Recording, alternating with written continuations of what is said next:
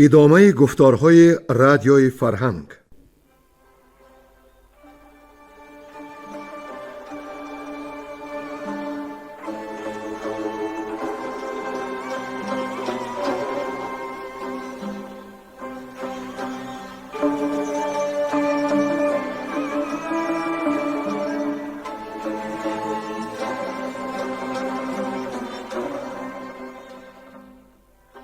بسا رنج بردم در این سال سی، عجم زنده کردم بدین پارسی.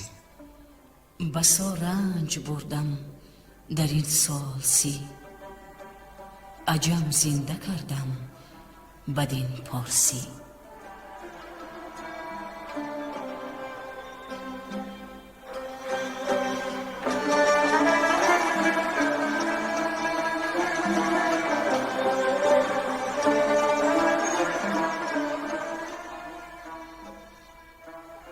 محفل ادبی به استقبال جشن هزاره شاهنامه بیزوال ابوالقاسم فردوسی. صدر محفل لایق شیرعلی.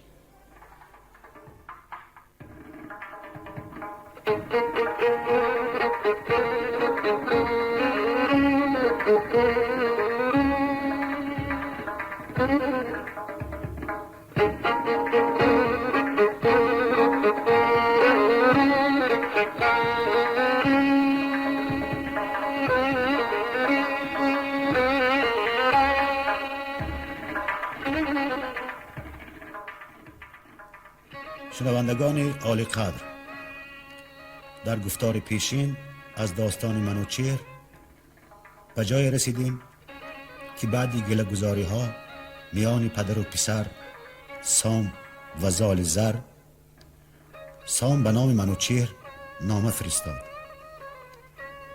نویسنده نامه از هر در فراوان سخنها نوشت، بر منوچهر آفرین ها خواند و از نام سام دلیری هایش را ستایش کرد و از زمینگیر شدنش و نوبت به زال سپردنش آگهی داد و آرزو کرد که هنرهای زال دل او را خرم کند و آرزوی نهانش را بیاید از شاه جهان بخواهد.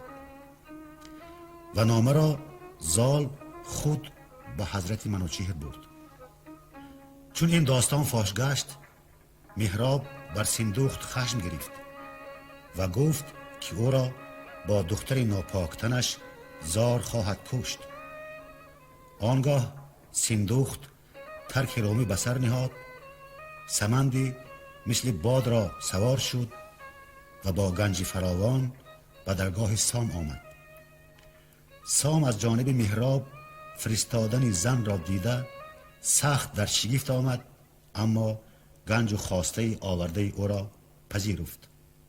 پس پرسید که دختر مهراب را زال در کجا دید و او به روی و به موی و به حسن و خرد سزاوار کیست؟ سیندخت گفت که او خویش ضحاک است و مام رودابه ماه روی و همه سام و زال را آفرین می‌خوانند تا دیگر دل بیگناهان کابل را نسوزند. سام اطمینان داد که تو با کابل و هر کی پیوندی توست، بباشید شادان دل و تندرست. بدین نیز هم داستانم که زال، زگیتی چرودابه جوید همال. شما گرچه از گوهر دیگرید، همان تاج و اورنگ را در خورید. و ضمناً عرض امید کرد که زال زر که پر برآورده به نزد منوچهر رسید، با پیام فرخ باز خواهد گشت. از این گفته های سام لبان سیندخت پرخنده و از دلش بیخ کینه برکنده شد. سام برای مهراب، سیندخت و رودابه خلعتها آراست و دست سیندخت را به دست گرفته پیمان بست. زال هم با نامه سام به درگاه منوچهر رسید. منوچهر نامه دلپذیری با درد دل نوشته سام پیر را خواند و شادان و خندان گفت که همه کام زال را خواهد برآورد. سپس موبدان و ستاره شناسان را پیش خواند تا بداند فرجام ازدواج زال و رودابه چیست. اخترشناسان چنین فال گرفتند که از دختر مهراب و پسر سام پهلوان به عرصه جهان می آید که کمربسته شهریاران بود، به ایران پناه سواران بود. شاه از این فال نیک بالید و خواهش کرد که این راز الحال پوشیده بماند. و اینک دوام داستان را بشنوید. گویندگان کمینه، ساربان، شمس‌الدین، گلنسا زمانی و بیرنگ کوهدامنی.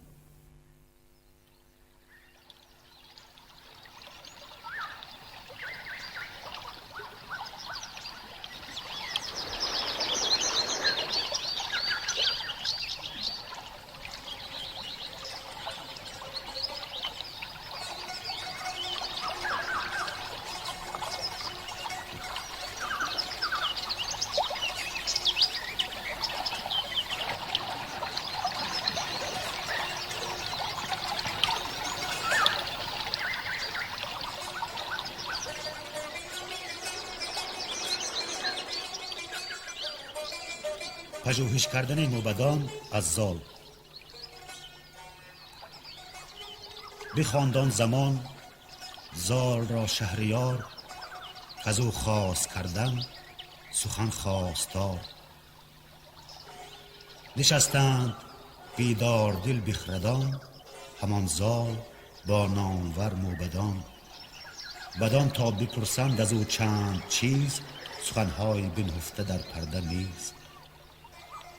بپرسید از زال زر موبدی، از این تیز هوش راه بین بخردی. که دیدم 12 درختی سهی، که رسته است شاداب با فرهی. از آن برزده یکی شاخسی، نگردد کم و بیش در پارسی. دیگر موبدی گفت ای سرفراز، 2 اسبی گرانمایه تیزتاز. یکی زان به کردار دریای قار، یکی چون بلور سپید آبدار. بجنبند و هر دو شتابندند، همان یکدیگر را نیابندند. 3 دیگر چنین گفت کان 30 سوار، کجا برگذشتند بر شهریار. یکی کم شود راست چون بنگری، هم از 30 بود باز چون بشمری. 4 چنین گفت کان مرغزار، که بینی پر از سبزه و جوی بار. یکی مرد با تیز داسی بزرگ، سوی مرغزار اندر آید سترگ. همه تر و خشکش به هم بدرود، اگر لابه سازی سخن نشنود.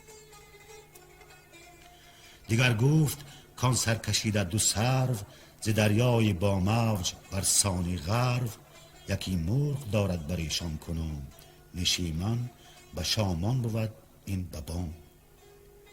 از این چون بپرد شود برگ خشک، بر آن برنشیند دهد بوی مشک. از آن 2 همیشه یکی آبدار، یکی پژمریده شده سوگوار. بپرسید دیگر که بر کوهسار، یکی شارسان یافتم استوار. خردمند مردم از آن شارسان، گزیده به هامون یکی خارسان. بناها کشیدند سر تا به ماه، پرستنده گشتند و هم پیشگاه. از آن شارسانشان به دل نگذرد، کس از یاد کردن سخن نشمرد. یکی بومهن خیزد از ناگهان، برو بومشان پاک گردد نهان.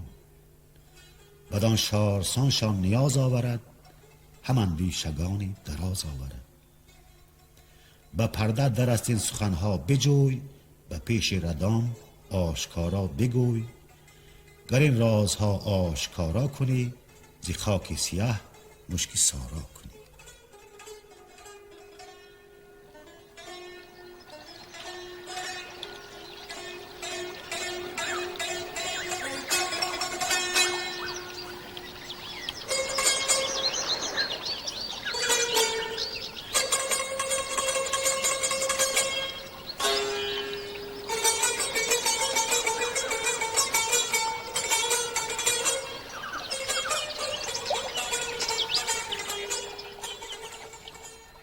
پاسخ دادن زال موبدان را.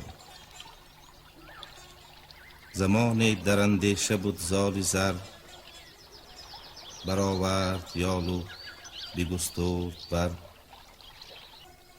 وزان پس زبان را به پاسخ گشاد، همه پرسشی موبدان کرد یاد.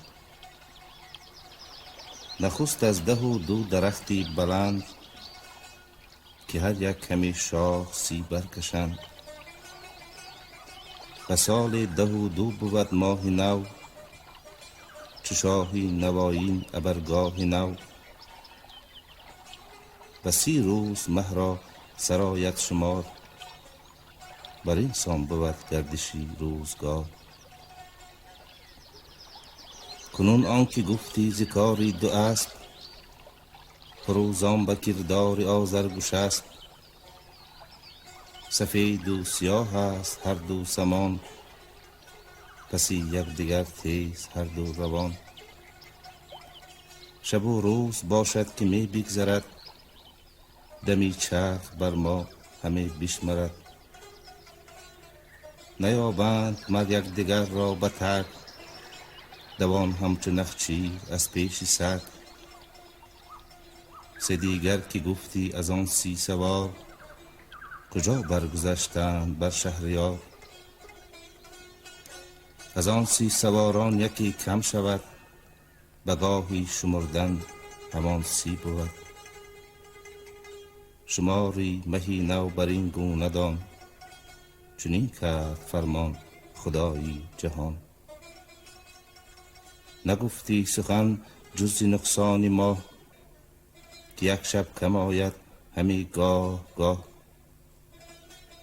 کنون از نیام آن سخن برکشیم، ز 2 سرو کان مرغ دارد نشیم. ز برجی برد تا ترازو جهان، همه تیرگی دارد اندر نهان. جز این باز گردد به ماهی شود، بدان تیرگی و سیاهی شود. 2 سروان 2 بازوی چرخی بلند، کزویم شادان از او مستمند. برو مرغ پران تو خورشید دان، جهان را از او بیم و امید دان. دیگر شارسان از بری کوهسار، سرایی درنگ است و جایی شمار. همان خارسان این سرایی 35، که هم ناز و گنج است و هم درد و رنج. همی دم زدم بر تو بر بشمرد، همو برفزاید همو بشکرد. برآید یکی باد با زلزله، ز گیتی برآرد خروش و خلا. همه رنج ما مانده بر خارسان، گذر کرد باید سوی شارسان. کسی دیگر از رنج ما برخورد، نماند بر او نیز و هم بگذرد. چنین رفت از آغاز یک سر سخن، همین باشد و این نگردد کهن.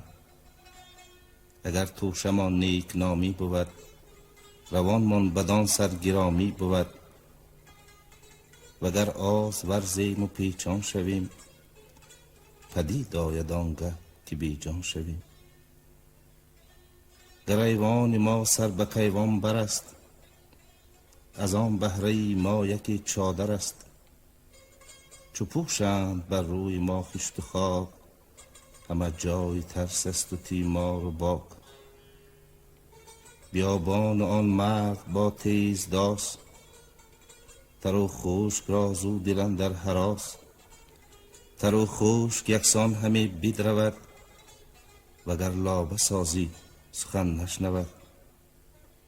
درو زمان است و ما چون گیا، همانش نبیره همانش نیا. به پیر و جوان یک به یک ننگرد، شکاری که پیش آیدش بشکرد. جهان را چنین است ساز و نهاد، که جز مرگ را کس مادر نزاد. از این در آید از آن بگذرد، زمانه برودم همه بشمرد.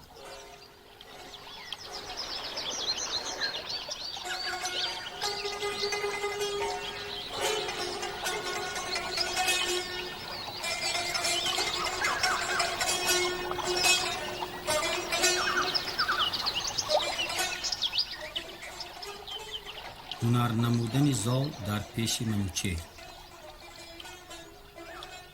چو زال این سخنها بکرد آشکار، از او شادمان شد دل شهریار.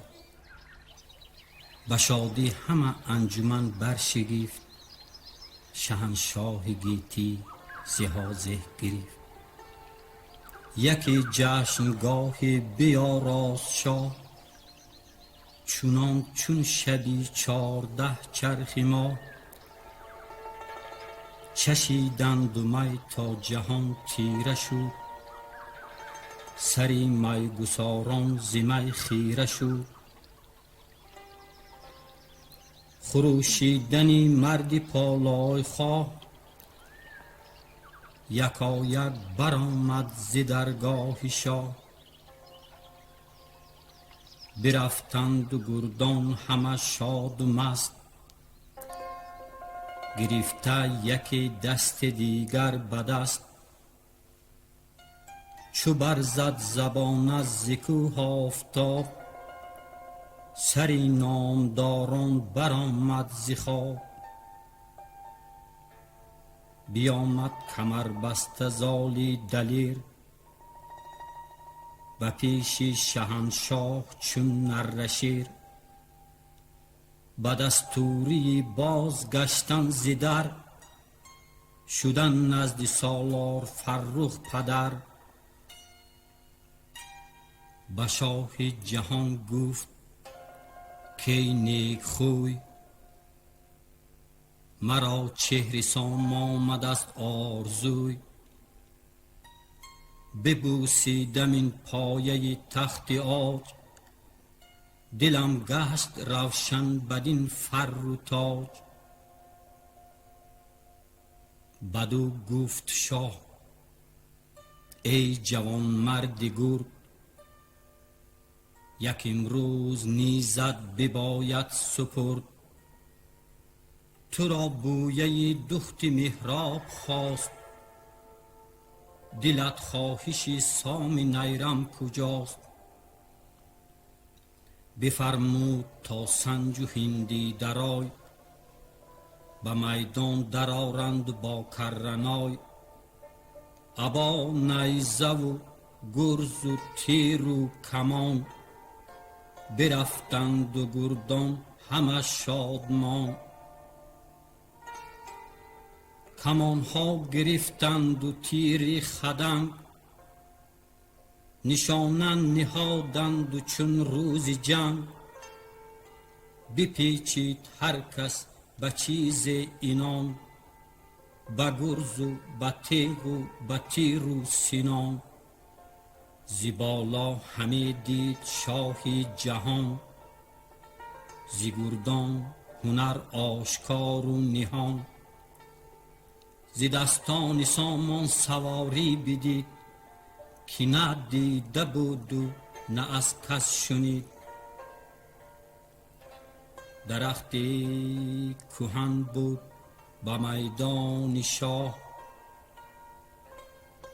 گذشته برو بر بس سال و ماه. کمان را بمالید دستان سام، برانگیخت اسپ و برآورد نام. بزد بر میان درخت سهی، گزارش شد آن تیر شاهنشهی. سپر برگرفتند ژوپینوران، بکشتند با خیشتهای گران. سپر خواست از ریدکی ترک زال، برانگیخت اسپ و برآورد یال. کمان را بیفکند و ژوپین گرفت، به ژوپین شکاری نواین گرفت. بزد خیشت بر 3 سپر نامدار، گذشت و به دیگر سو افکند و خوار. به گردن کشان گفت شاه جهان، که با او که جوید نبرد از میهان. یکی برگراید اندر نبرد که از تیر و ژوپین برآورد گرد. همه راست کردند و گردان سلیح، به دل خشمناک و زبان پرمزه. به آورد رفتند پیچان اینان، ابا نیزه آب داد از سینان. برانگیخت زال اسپ و برخاست گرد، چنان شد که مرد اندر آمد به مرد. نگه کرد تا کیست زیشان سوار، اینان پیچ و گردن کش و نامدار. سبک زال جنگی برو حمله کرد، ز پیشش گریزان شد آن گرد مرد. ز گرد اندر آمد بسان پلنگ، گرفتش کمربند او را بچنگ. چنان خارش از پشت زین برگرفت، که شاه و سپه ماند از او در شگفت. منوچهر گفت این دلاور جوان، بماناد همواره روشن روان. هر آن کس که با او بجوید نبرد، کند جام مادر برو لاجورد. ز شیران نزاید چنو نیز گرد، ز شیران نزاید چنو نیز گرد. چه گرد از نهنگانش باید شمرد. خنک سامیل کین چنین یادگار، بماند به گیتی دلیر و سوار. برو آفرین کرد شاهی بزرگ، همان نامور مهترانی سترگ. بزرگان سوی کاخ شاه آمدند، کمر بسته و با کلاه آمدند. یکی خلعت آراست شاهی جهان، کزو خیره ماندند یک سر میهان. چه از تاج پرمایه و تخت زر، چه از یاره و طوق و زرین کمر. چه از جامه های گرانمایه نیز، پرستنده و اسب و هر گونه چیز. بزالی سپهبد سپرد آن همام، زمین را ببوسید دستان سام.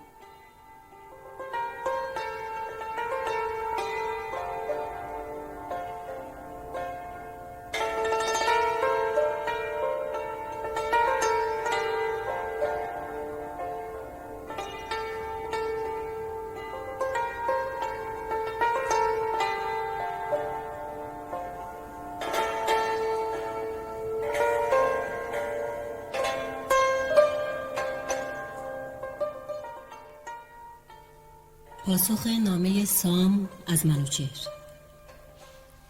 پس آن نامه را سام پاسخ نبشت، شگفتی سخنهای فرخ نبشت.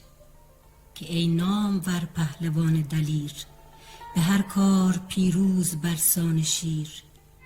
نبیند چو نیز گردان سپهر، به رزم و به بزم و به رای و به چهر. همان پور فرخنده زال دلیر، کزو خیره گردد گه رزم شیر. دلیر و هنرمند و گرد و سوار، کزو ماندن در جهان یادگار. رسید و بدانستم از کام اوی، همان خواهش و رای و آرام اوی. همه آرزوها سپردم به دوی، بسی روز خرم شمردم به دوی. ز شیری که باشد شکارش پلنگ، چه زاید به جز شیر شرزه به جنگ. گسی کردمش با دلی شادمان، از او دور بادا بد بدگمان. برون رفت با فرخی زال زر، ز گردان لشکر برآورده سر. نوندی برافگند نزدیک سام، که برگشتم از شاه دل شادکام. ابا خلعت خسروانی و تاج، همان یاره و طوق و هم تخت عاج. سبک نزدت آیم کنون با شتاب، ایا مهربان نام بردار باب. چنان شاد شد زان سخن پهلوان، که با پیر سر شد به نوی جوان. سواری به کابل برافگند زود، به مهراب گفت آن کجا رفته بود. نوازیدن شهریار جهان، از آن گونه شادی که رفت از مهان. همکنون چو دستان بر من رسد، گراییم هر دو چنان چون سزد. فرستاده تازان به کابل رسید، وزو شاه کابل سخنها شنید.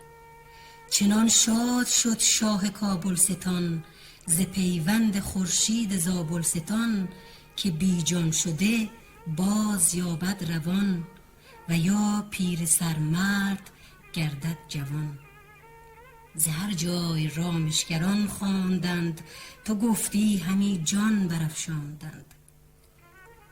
چو مهراب شد شاد و روشن روان، لبش گشت خندان و دل شادمان. گرانمایه سیندخت را پیش خواند، بسی چرب گفتار با وی براند. بدو گفت که ای جفت فرخنده رای، بیفروخت از رایت این تیره جای. به شاخی زدی دست کاندر زمین، برو شهریاران کنند آفرین. چنان هم کجا ساختی از نخست، بباید مرین را سرانجام جست. همه گنج پیش تو آراسته است، اگر تاج و تخت است و گر خواست است. چو بشنید سیندخت از او گشت باز، بر دختر آمد سراینده راز. همه مژده دادش به دیدار زال، که خود یافتی چون که باید همال. زن و مرد را از بلندی منش، سزد گر برآید سر از سرزنش. سوی کام دل نیز بشتافتی، کنون هرچه جستی همی یافتی. بدو گفت رودابه که شاه زن، سزای ستایش به هر انجمن. من از خاک پای تو بالین کنم، به فرمانت آرایش دین کنم. ز تو چشم اهریمنان دور باد، دل و جان تو خانه سور باد. چو بشنید سیندخت گفتار اوی، به آرایش کاخ بنهاد روی. در ایوان یکی تخت زرین نهاد، به آیین و آرایش چین نهاد. ز یاقوت مر تخت را پایه بود، که تخت کیان بود و پرمایه بود. بیاراست رودابه را چون بهشت، بروبر بسی جادویی ها نوشت. نشاندش بر آن خانه زرنگار، کسی را بر او ندادند بار. همه کابلستان شد آراسته، پر از رنگ و بوی و پر از خواسته. پذیره شدن را بیاراستند، یکایک پرستندگان خواستند. کجا برفشانند مشک و عبیر، همی گسترانند خز و حریر. فشانند بر سر همی مشک و زر، کنند از گلاب و ز می خاک تر.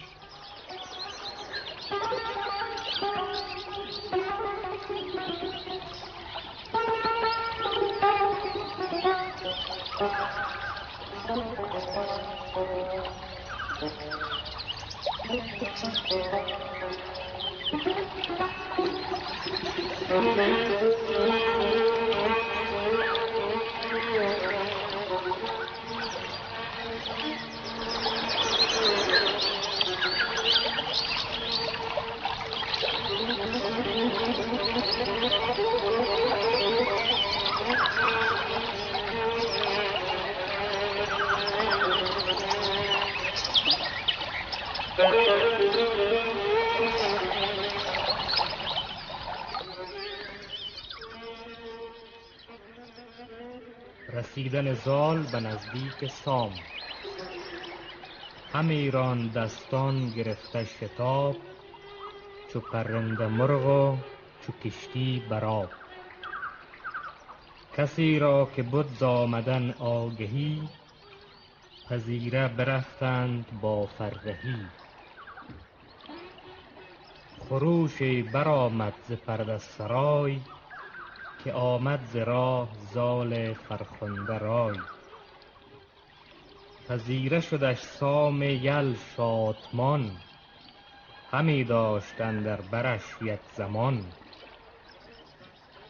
چو شد زوره ها زال بوسید خاک، بگفت آن کجا دید و بشنید پاک. نشست از بر تخت پرمایه سام، ابا زال خرم دل و شادکام.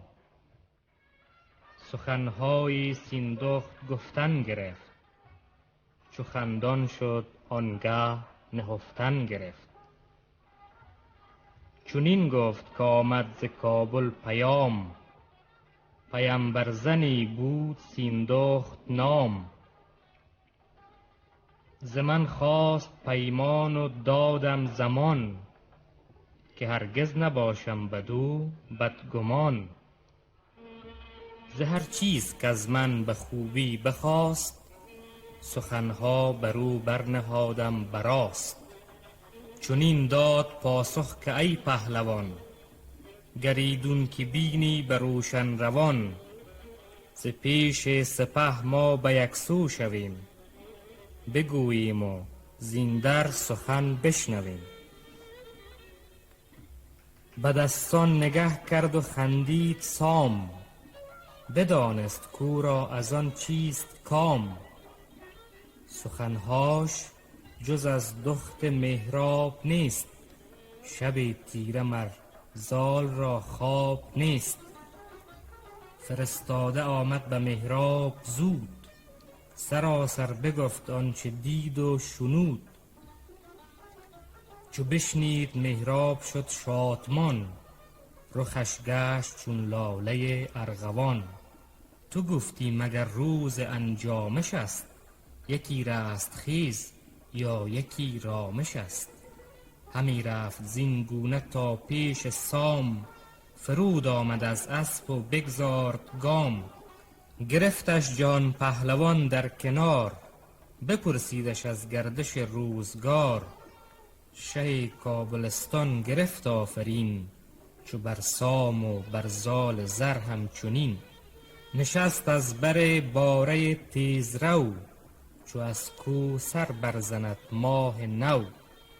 یکی تاج زرین نگارش گهر، نهاد از بر تارک زال زر. به کابل رسیدند خندان و شاد، سخنهای دیرینه کردند یاد. همه شهر زاوای هندی درای، ز نالیدن بربط و چنگ و نای. تو گفتی در و بام رامشگر است، زمانه بر آرایش دیگر است. بشو یال اسپان کران تا کران، براندوده از مشک و از زعفران. برون رفت سیندخت با بندگان، میان بسته 300 پرستندگان. بر آن جشن هر کس که آمد فراز، شد از خواسته یک به یک بی نیاز. بخندید و سیندخت را سام گفت، که رودابه را چند خواهی نهفت. بدو گفت سیندخت هدیه کجاست، اگر دیدن آفتابت هواست.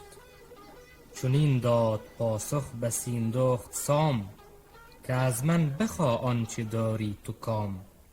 ز بنده ز تخت و ز تاج و کمر، مرا هرچه باشد شما راست بر.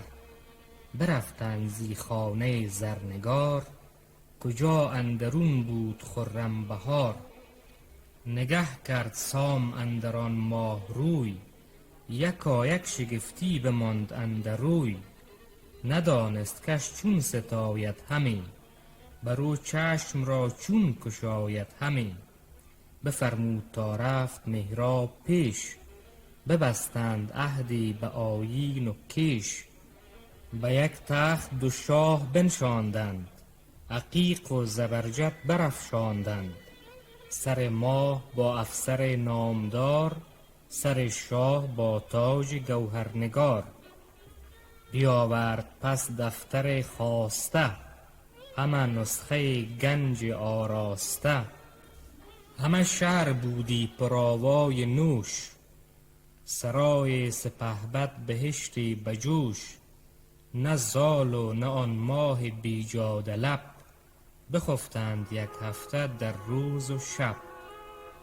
و زیوان سوی کاخ رفتند باز، 3 هفته به شادی گرفتند ساز.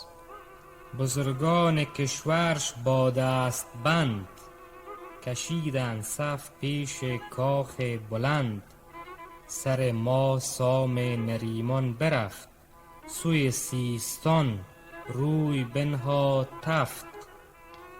از آن پس که او رفته بود زال باز، به شادی بیاراست یک هفته ساز. عماری و بالای و هودج بساخت، یکی مرد تا ماه را در نشاخت.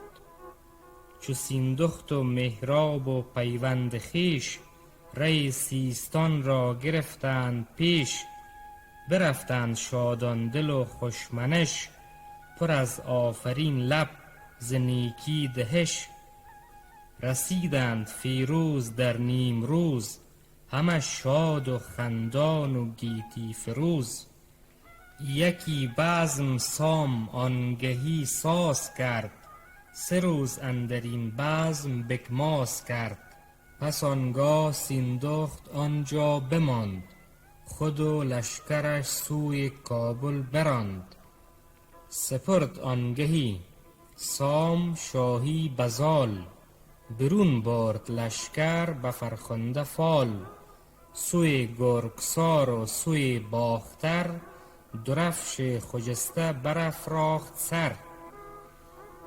شوم گفت کان پادشاهی مراست، دل و دیده با من ندارند راست. منوچهر منشور آن بوم و بر، مرا داد و گفتا همه دار خور. بترسم از آشوب بدگوهران، به ویژه ز دیوان مازندران. تو را دادم ای زال این تختگاه، همین پادشاهی و فرخ کلاه. بشد سام یک زخم و بنشست زال، می و مجلس آراست فرخ همال. چو رودابه بنشست با زال زر، به سر بر نهادش یکی تاج زر.